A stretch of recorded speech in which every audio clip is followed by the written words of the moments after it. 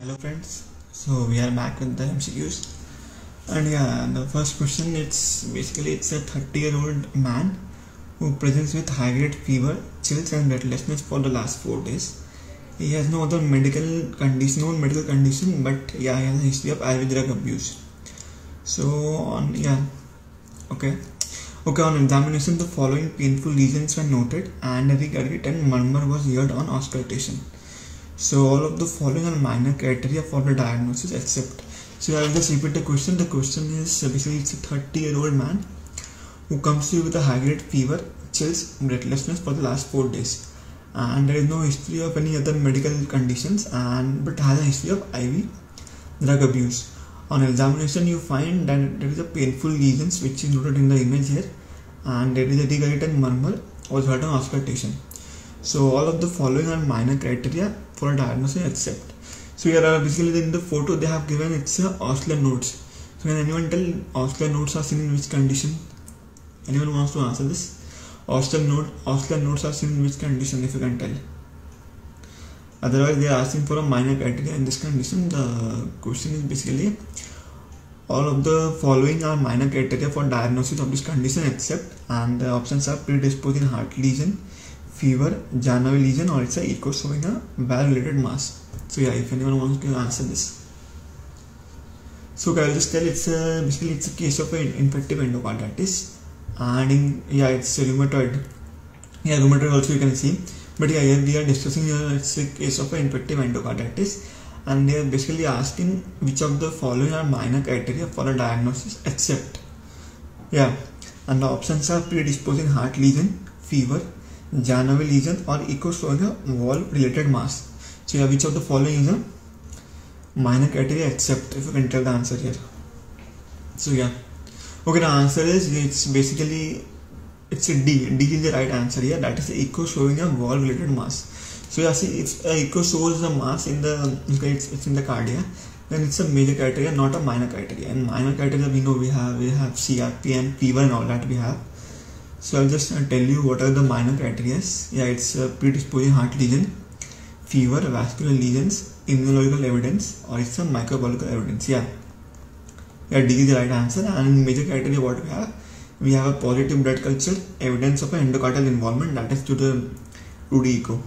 So for diagnosing as an infective endocarditis, what you need to know, this should have it's for diagnosing you can tell there should be minimum 2 major criteria, or it should be like 1 major, 3 minor, and or 5 minor criteria should be fulfilled so that we can diagnose it as an infective endocarditis. Next we move on. It's a long case. Next we move on. It's a 34-year-old male patient present to you with intermittent abdominal pain, nausea, vomiting, constipation and numbness of bilateral lower limb since 3 days. Then there is a history of similar attacks in the past 2 years. So the patient is not diabetic nor hypertensive, and examination you find that he is thin and pale. Vital source, it's basically 130, that is it's a tachycardic patient, and BP is also high, that is 160/90. Peripheral blood shows there is hemoglobin is 8.2, serum ferritin is high, and urine sample on stand-in turned dark brown, and you find the urinary amino levulinic acid and porphobilinogen levels were increased. So which of the following conditions is most likely to be associated? Basically you have to find a diagnosis here. I know it's a very long question, but if you know the diagnosis you can just relate to all the clinical findings here. So the options are it's a hereditary corpoporphyria, acute intermittent porphyria, or it's a porphyria cutaneous tarda, or it's a variegate porphyria. So if you want to answer this, I know it's a long question, but if you can try. I'll just repeat very fast. It's a 34-year-old male, intermittent abdominal pain, nausea, vomiting, constipation, numbness of bilateral limbs since 3 days, and there is a history of similar attacks, and thin and pale patient, vitals tachycardia, BP is high, peripheral shows hemoglobin is 8.2, serum ferritin raised, and urine on stand-in turned dark brown is very diagnostic feature, and it's a urinary amino levulinic acid and porphobilinogen levels are also raised.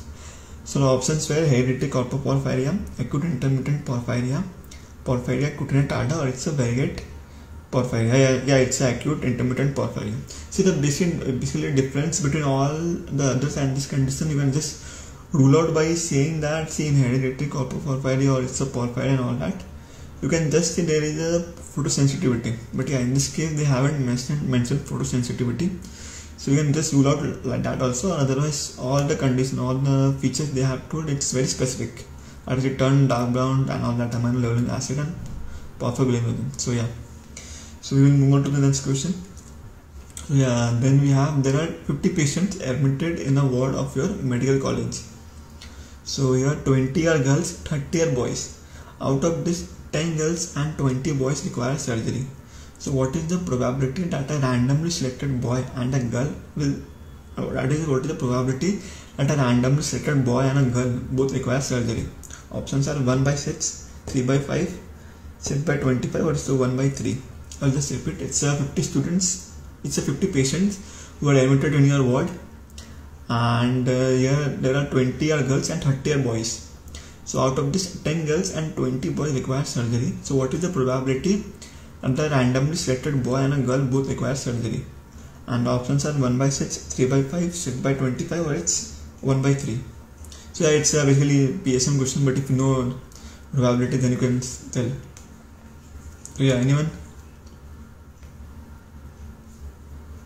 It's 20 girls and 10 girls out of which require surgery, and 30 boys and 20 boys which require surgery. So yeah, if you can tell the answer here. Okay, it's okay, yeah. Okay, the answer is basically it's a D, that is 1 by 3. See how? See, if 20 are girls and out of 20 girls, 10 require surgery. So it's by half of them, that is 10 by 20, half of them require surgery. Whereas in case of boys also, it's like 30 are boys and 20 will require surgery. That is, we have, yeah, it's 3 by 6. No, it's not. 3 by 6 is not the option only. So yeah, where I was, 30 are boys and 20 boys require. So it's like 20 by 30 or 2 by 3. So basically what they do here is to find the probability in this condition, you have to multiply both. That is 1 by 2 into 2 by 3. So in that case, it will be like 2 by 6 and it will come to 1 by 3. Yeah, 1 by 3 is the right answer here. So we do a multiplication method here. Next we move on. We have a 63-year-old woman who comes to you with a low back pain and back stiffness is there basically. X-ray was done which is shown below. So which of the following statement is true regarding the condition she is suffering from? Because I will show you what is the X-ray. X-ray basically I think it's a scoliosis, I think. Yeah, it's a case of scoliosis only. Yeah. So the X-ray shows the lateral curvature is there. So yeah, I was right, it was scoliosis. Okay, I will just repeat. It's a 63-year-old woman who comes to you with a low back pain and back stiffness. And X-ray was given, it shows it's a lateral bending, that it's a scoliosis. And which of the following statement is true regarding the condition she is suffering? And the options are, it does not require medical intervention. Second, lateral curve is greater than 10 degrees is seen in this condition. And then it does not affect the functioning of vital organs. And it is rarely idiopathic. So to tell which is a true statement here. So yeah, it does not require medical intervention. Lateral curve greater than 10 degrees is seen in this condition. It does not affect the function of vital organs. And yeah, it is rarely idiopathic. Anyone wants to answer this?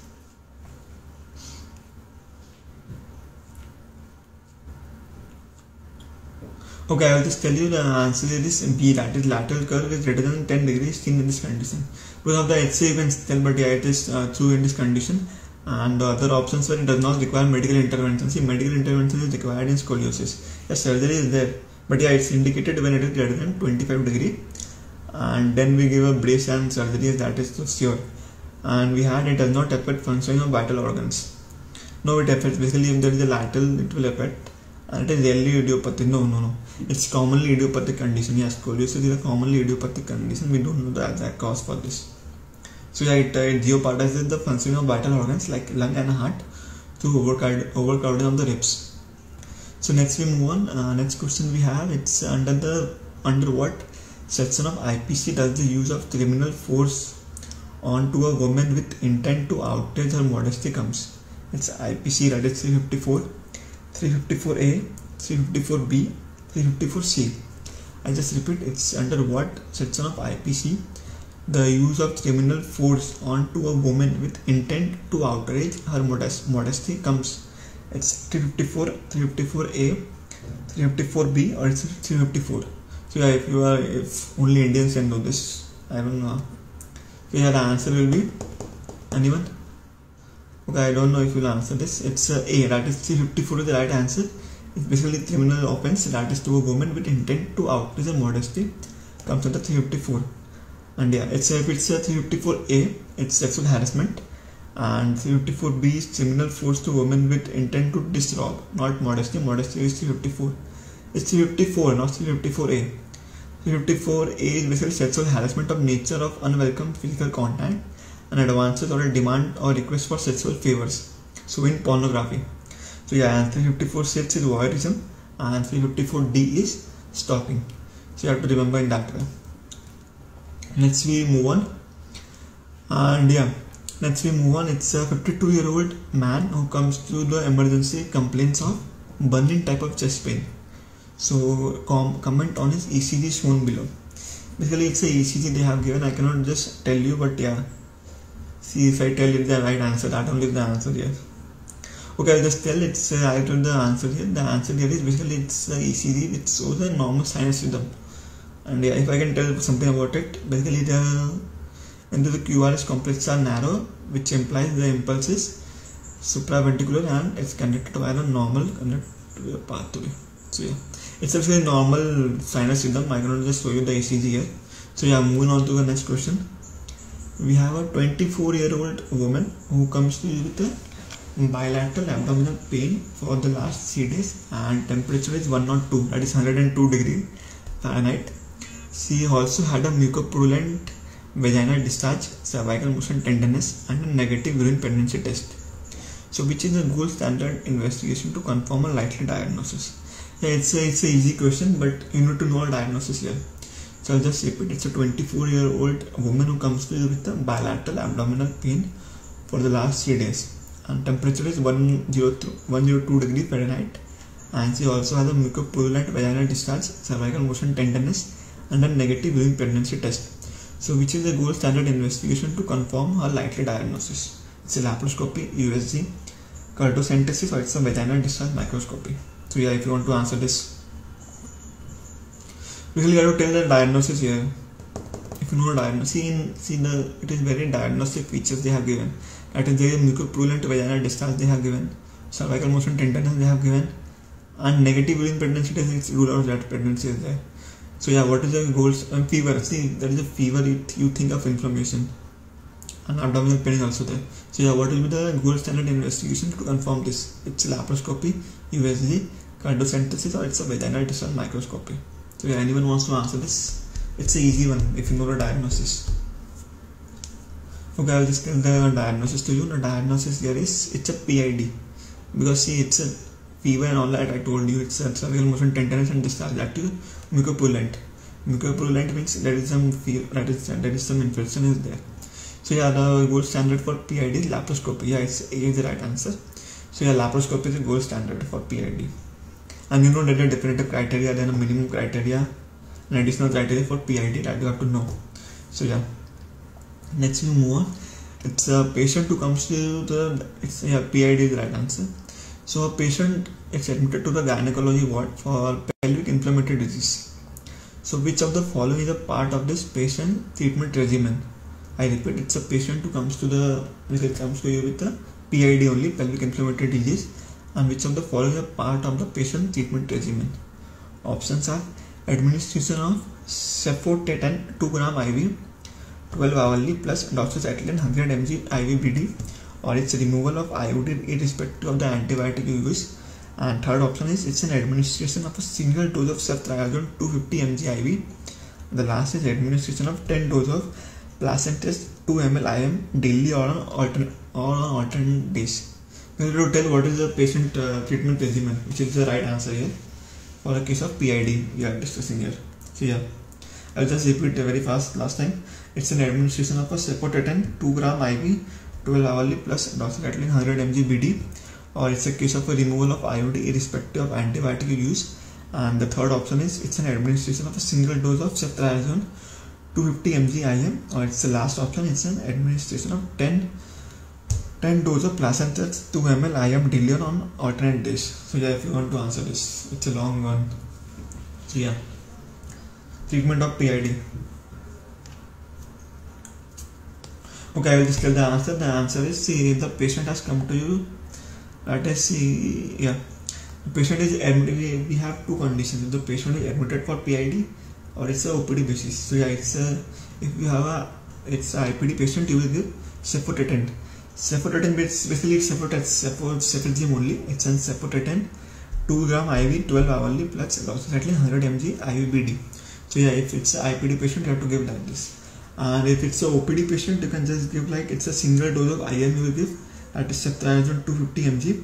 Then you give a oral doxycycline, that is 100 mg BD, or you want to give metronidazole, which you always, but plus minus, and into 14 days. So you have to remember what you give in IPD cases and what you give in OPD cases in that way. So it was a IPD patient case which we are discussing here.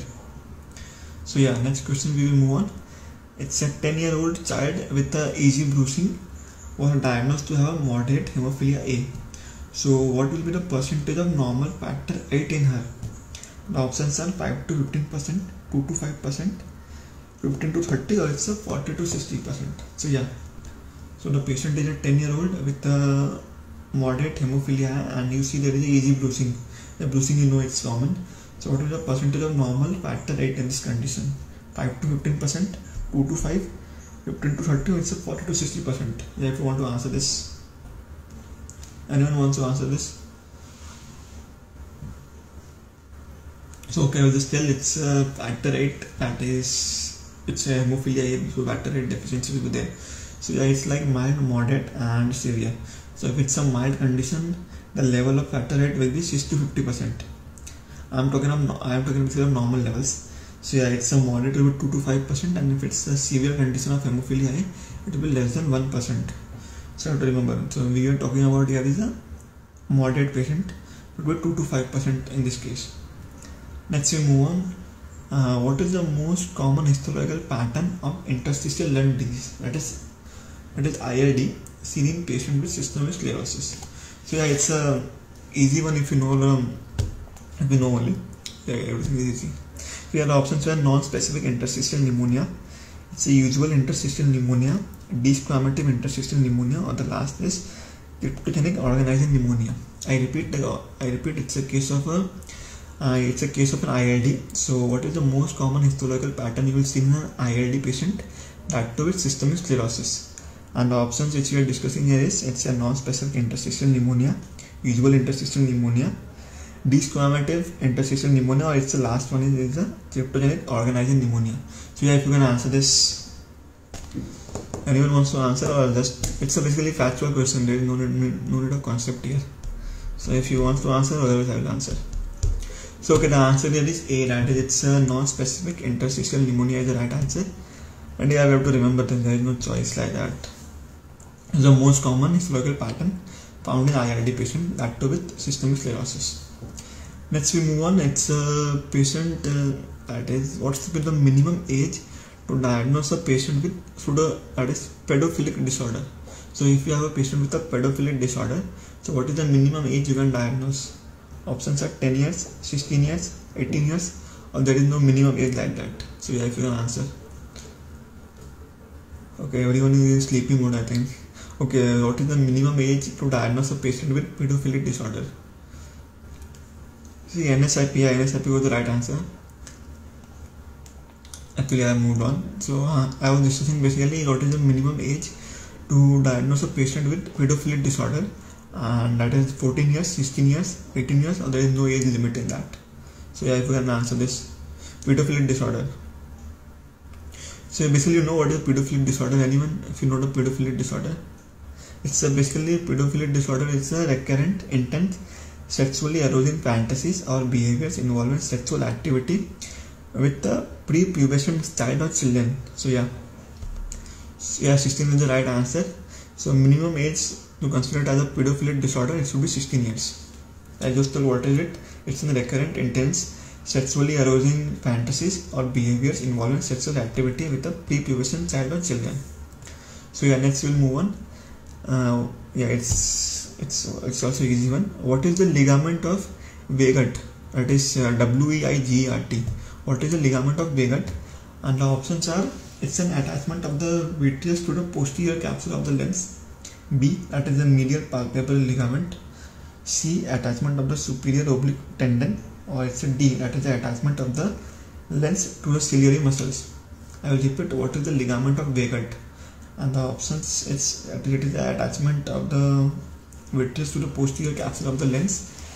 Second option, medial palpebral ligament, or it's an attachment of superior oblique tendon. And the last one, attachment of the lens to the ciliary muscles. So yeah, if you can answer this. It's an optional question. It's a hyoideo-capsular ligament of Weigelt. So yeah, if you can answer. Okay, the answer here is, it's an A, that is basically it's a ligament of Weigelt. It's seen in the eye, and it is a ligament which attaches the vitreous to the posterior capsule of the lens. So yeah, that is in the Weigelt's ligament. So next we move on. It's a pathological question. Yeah, a 11-year-old child comes to who was born out of consanguineous marriage. So he develops signs and symptoms of hemolytic anemia and progressive ataxia.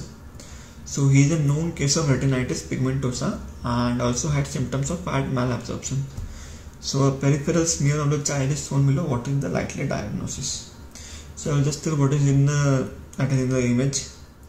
It shows acanthocytes. Yeah, it's acanthocytes. I think it's a difficult question, but yeah, we'll try it out. See, the question is, it's an 11-year-old child born out of consanguineous marriage. He develops signs and symptoms of hemolytic anemia and progressive ataxia in this condition.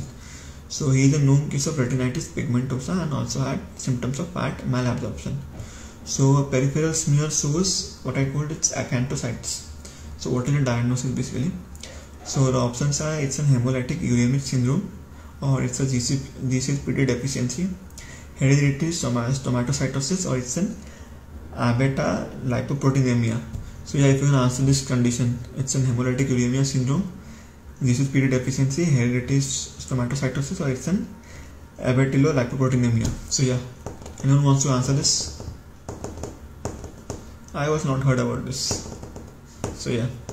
Okay, the answer is D, that is, it's an A-beta lipoproteinemia is the right answer, and basically it's an autosomal recessive hemolytic disorder in which acanthocytis, which is a very diagnostic condition, acanthocytis is seen, and there is a fat malabsorption, progressive ataxia, retinitis pigmentosa is seen in this condition. So yeah, it's a very diagnostic condition, that is A-beta lipoproteinemia, which we will discussing here. It's an autosomal recessive. Next we move on. Yeah, I think this one might be easy one. Yeah, it's a PSM, I think. Okay, we have, it's which of the following is a false regarding the criteria for an urban Indian city? Options are having 5,000 or more inhabitants. Last one was the right answer for that. So yeah, in this I have already moved on. So yeah, it's which of the following is a false regarding the criteria for an urban Indian city? Options are having 5,000 or more inhabitants, or having a density of 390 persons per square kilometer, or it's like at least half of the adult male population employed in occupations other than agriculture, or it's having pronounced urban characteristics. So yeah, I repeat, it's usually which of the following is false regarding an urban Indian city: 5,000 plus population, density of 390% per square kilometer, at least half of the adult male population employed in occupation other than agriculture, or it's having pronounced urban characteristics. Anyone? Okay, the answer is which is false basically. So in urban we have all this, what I told you, 5,000 is there, 390 is there, urban we have. So the answer is, it's like at least half of the adult male population employed in occupation other than agriculture. No. Yeah, because it's a false, but yeah, is the right answer for this question. But yeah, in a real sense, it's basically 3/4 of the adult population should be in employment other than agriculture. Then you will consider it as a urban Indian city. So yeah, we'll move on to the next one. Which of the following statement is true about Crohn's disease? So you know, Crohn's disease is an IBD. So which of the following is true? Options are, for an effective treatment of Crohn's mass, only antibiotics are prescribed. Then we have a B, that is symptomatic relapse after surgery is not related to the presence of disease during resection. Then the proximal ileum is most commonly involved in Crohn's, And the last one is on endoscopic examination. Continuous lesions are visualized, which are diagnosis of Crohn's disease. So yeah. So the question is, which of the following is true? That is, which of the following is right in this condition about the Crohn's disease? Options were, for an effective treatment of Crohn's, only antibiotics are prescribed. I think it's not the true answer. Okay, you only tell the answer. And symptomatic relapse after surgery is not related to the presence of disease during resection. And the proximal ileum is the most commonly involved in Crohn's disease. And on endoscopic examination, continuous lesions are visualized, which is a diagnostic feature. So yeah, if you can answer this, which is true? Anyone? Okay, I will see the options which were here. Only antibiotics, you also know it is not prescribed. Only antibiotics, no one can prescribe for that Crohn's. C, no, it's B actually. It's, see, proximal ileum too we haven't seen. We have seen Crohn's disease. Crohn's can happen in the whole GIT if you want. But yeah, it's most common area for Crohn's terminal ileum. So to remember that, it's a terminal ileum which has been most commonly in Crohn's. So yeah, the answer basically here is B, that is a symptomatic relapse after surgery is not related to the presence of disease during resection, because it is not related basically. And only antibiotics we don't prescribe here. So yeah, we can be resection we do basically. And last one was the on endoscopic examination, continuous lesions are visualized, which are diagnostic of Crohn's. No. Continuous lesions are not. Continuous lesions are basically in that case. What? It's an ulcerative colitis. If it's a case of an ulcerative colitis, you will see continuous lesions. But yeah, in Crohn's, you will see a skip lesions. That is, intervention will be there. So yeah, it's B is the right answer here. So yeah, you have to know the difference between both ulcerative colitis and Crohn's. Next we move on. What is the drug of choice for a patient who presents with an initial episode of Clostridium difficile infection? Yeah, we have discussed this. Its options are metronidazole, vancomycin, fidaxomicin, or it's a lodasalbef. So yeah, I just repeat, what is the drug of choice for a patient who presents with initial episode of Clostridium difficile infection? It's metronidazole, vancomycin, fidaxomicin, or it's a lodasalbef. Anyone wants to answer this? It's a Clostridium difficile drug of choice for an initial episode. Yeah, I thought it's an A, but A is not the right answer here. Metronidazole is not the right answer. Yeah, we can give metronidazole, but yeah, it's not an initial choice for that. So yeah, the answer here is C, that is fidaxomicin. So fidaxomicin is the drug of choice for initial episode. So yeah, initial episode, fidaxomicin is some macrolactic antibiotic. So it's the initial. And both vancomycin and fidaxomicin are more effective than metronidazole. Then we move on. It's a image based question here. A 41-year-old patient, that is a female patient, comes to you with a tortuous swelling over the left side of the scalp and face, as shown in the image below. On local examination, the swelling was pulsatile. So on auscultation, a bruit was heard. So which of the following is most likely diagnosis? It's a neurofibromatosis, liposarcoma, rheumatoid aneurysm, or it's a varicocele. So yeah, see the image they have given. The image I told only. It's a image. What to tell? How to tell the image here? Yes, I tell the image is the answer only. Okay, I'll just tell. It's a 41-year-old patient comes with a tortuous swelling over the left side of the scalp and face. And local examination, you see it's pulsatile. On auscultation, a bruit was heard. So which are the following is most likely diagnosis? It's an easy one basically. It's a neurofibromatosis, liposarcoma, rheumatoid aneurysm, or it's a varicocele. So yeah, if you want to tell. Anyone want to tell this? Okay, the answer here is it's C, that is a rheumatoid aneurysm. So whenever you find it's a pulsatile, so pulsatile, think of an artery. So in this conversation, it's basically pulsatile. So if it's a pulsatile, it's an aneurysm only. So neurofibromatosis, liposarcoma, it won't be there, and varicocele also won't be there. So yeah, if it's a slow growing tortuous swelling, which is abnormal AV connection, so it's a case of, that is, it's a congenital, and it's a case of rheumatoid aneurysm which we are talking here. So yeah, next we have a dermatology question. There is, you identify a patient with several flake-like lesions. So while examining the patient's skin biopsy is shown below. What are these lesions? So yeah, they have just marked the lesions and they have told what is that. Basically, I cannot how to tell this. So yeah, it's basically it's C is the right answer. Scale. Yeah, yours last question. Yeah, C was the right answer for the last question. And this condition also, there is a several plate-like lesions, and you do a skin biopsy, and what you see in the skin biopsy, they have given an image, but they have shown what it is there. So yeah, the biopsy shows parakeratosis, and it is associated with visible scales or visible exfoliation of the skin, which consists of plates of stratum corneum. So yeah, so it's a case of parakeratosis. I cannot just explain because I cannot show the image here. So we will move on. And next we have, it's a surgeon who performs a procedure that was going on for more time than predicted. Suddenly the automatic ventilation and scavenger system fails. So what is the maximum safety limit for the concentration of NO, that is nitrous oxide, in the OR, after which adverse health effects may develop in those exposed? It's 2 ppm, 10, 15 or 25 ppm. So yeah, if you are working in the OT and all that, you can know this question, know this answer basically. So I'll just repeat. This is, it's a prolonged surgery, and suddenly the automatic ventilation and scavenger system fails. That is anesthesia, that is ventilation fails.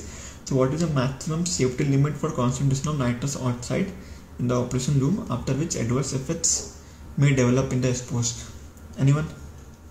2, 10, 15 or 25 ppm. So yeah, so what is the minimum concentration after which adverse effects can be seen? So I know that most of you won't be knowing, and if you only work in OT, I think or you have read, you can know this. So the answer is 25. D is the right answer. So your maximum concentration is 25 for nitrous oxide, and if you have an halogenated agent, it's 2. So yeah, it's 25 ppm. So we'll move on. It's if the membrane potential of this cell is minus 80 millivolt, the driving force is greatest for which ion? That is calcium, sodium, potassium or Cl. So yeah, they are given the values. It's a biochemistry. If you know the normal value, then you can answer this. I will just repeat. If the membrane potential of the cell is minus 80 millivolt, the driving force is greatest for which of the following ion? Calcium is plus 120, sodium is plus 60, potassium is minus 90, or chlorine is minus 70. And the options are that only: sodium, potassium, chlorine or calcium. So yeah, if you know which calculation, they only can tell. Anyone wants to try this at least? It's a difficult one, I think. Well, for me, I am telling. For you, maybe it's easy. So yeah, answer this calcium. Basically, it's the formula. The net A is the right answer. So the net driving force, the formula is EM by EH. That is the actual membrane potential minus equilibrium potential. So basically you do minus 80 with all that. That is minus 80 with minus 120, minus 60, minus that is 90 all that. So basically you find that the calcium is the largest. It is an easy question, but if you know, I didn't know that. But yeah, its net driving force is EM minus EH. So EM is basically that the membrane potential, and EH whatever it is given. So yeah, let's move on. It's yeah, minus 80 minus, yeah, I got it. It's calcium is the right answer. So yeah, the next we have a patient who comes to you with a peptic ulcer. He underwent an endoscopic evaluation. So the biopsy image is shown below. Which of the following drugs is not used in the condition? Basically, I will tell you the image below, biopsy image. It shows Warthin silver steri stained biopsy specimen. So yeah. Okay, I'll just tell it's a patient who comes with peptic ulcer and he underwent an endoscopic evaluation.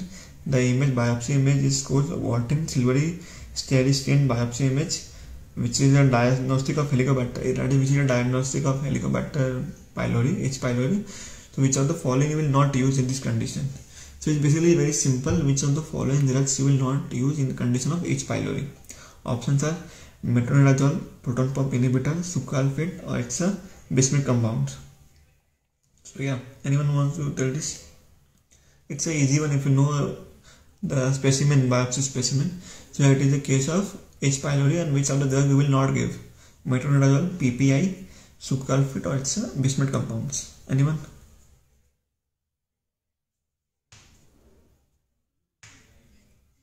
So yeah, okay, the answer here is C. Yeah, see, PPI use because it's we use it with antibiotics like clarithromycin, all that we use. So PPI we use, Metronidazole also we use. No, metronidazole we use. It is used in triple, quadruple and sequential therapy regimens. So yeah, metronidazole we use, and bismuth compounds also we use because it has an antibacterial action. And see, sucralfate is the right answer because there is no effect on sucralfate with H. pylori. Yeah, we give sucralfate in peptic ulcer because it forms a mucus layer over the ulcer. That's why we give sucralfate in that condition, but not in this condition. So yeah, let's move on. You have to administer chemoprophylaxis to the contacts of a patient diagnosed with meningococcal meningitis. So which of the following combination is correct? So basically it's a multiple choice question. I will just tell the answer and all that because I think you won't be able to grab it. But yeah, I will just tell. You have to administer chemoprophylaxis to the contacts of a patient diagnosed with meningococcal meningitis. So which of the following combination is correct? Options are it's a 30-year-old wife, pregnant wife, and you give ceftriaxone. Then we have 36-year-old office colleague, ciprofloxacin, 3-year-old daughter, ciprofloxacin, 9-year-old nephew, rifampicin, or it's a 58-year-old mother, ciprofloxacin. So yeah, if you want to answer this, which of the following combination is right? Basically, they are asking which of the drugs you can use for chemoprophylaxis in condition of meningococcal meningitis. So yeah. So yeah, 1, 2, 4 and 5 is the right answer. 3, that is a 3-year-old daughter, and ciprofloxacin we don't give. Because in children we don't give. Yeah, ciprofloxacin is not used, that to below 18 years of age. So yeah, it's a 9-year-old, that is 3-year-old we cannot give. So yeah, I'll just tell the right answer here. It's a 30-year-old, leave that. I'll just tell what the drugs we use in chemoprophylaxis of meningococcal meningitis. So we have ciprofloxacin, ceftriaxone and rifampicin we use in chemoprophylaxis of meningococcal meningitis, and that too ciprofloxacin we don't use in pregnancy as well as in children, that is below 18 years we cannot use. It's a contraindication. Next we move on. I think last 2 questions are there. Yeah. Next we move on. It's a patient coughs when removing excess cerumen, I think, yeah, excess cerumen from the ear. So this is due to the stimulation of which of the following nerves? Options are facial, vagus, trigeminal, or it's a greater auricular nerve. I repeat, a patient coughs when removing excess cerumen, that is cerumen from the ear. So which of the following nerve will cause this? This is due to stimulation of which of the following nerves? Facial, vagus, trigeminal, or greater auricular? Anyone wants to answer? So I think facial won't be there. Vagus is there, yeah. Okay, the right answer is vagus only. Vagus, I don't know how, but yeah. See, the reflex cough is due to the stimulation of auricular branch of vagus. It occurs when cleaning or doing examination of the ear. You find there is when removing excess cerumen from the ear, there is a stimulation of vagus nerve. So yeah, vagus nerve is the right answer. I didn't knew this, but yeah. Okay, reflex cough is due to stimulation of auricular branch of vagus nerve, and that's the answer. Let's move on. It's a 17-year-old patient who comes to you with the left-sided scrotal pain and nausea. It developed suddenly 30 minutes ago while playing football. So on examination, the left scrotum is reddish while with mild tenderness and a testis is in horizontal lie. So what is the investigation of choice? Yeah, diagnosis I know. You can just tell diagnosis if you know. Okay, I'll just repeat. It's a 17-year-old boy who comes to you with a left-sided scrotal pain and nausea. He develops suddenly after 30 minutes. Didn't develop after playing football. After 30 minutes, he developed this. And on examination, the left scrotum is reddish with mild tenderness and the testis in the horizontal lie. So what is the investigation of choice here? It's a non-contrast CT, Doppler, MRI, CT. So yeah, if you know the diagnosis, you can tell. See, normally the testis is in which lie? Okay, in this condition, it's in a horizontal lie. Yeah, it's a case of testicular torsion. Yeah, you were right. But yeah, if you tell the investigation of choice, if you can tell, it's a non-contrast CT, Doppler, MRI, or CT. Basically, it's an emergency condition. If there is a torsion or testicular torsion, it's an emergency condition, and yeah, it's we can check by tenderness and all that. But yeah, it's an emergency condition, so you have to check for a Doppler in this condition.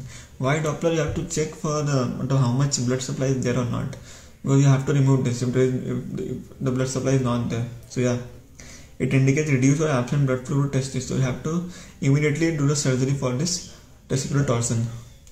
So yeah, next, it's the last question for today.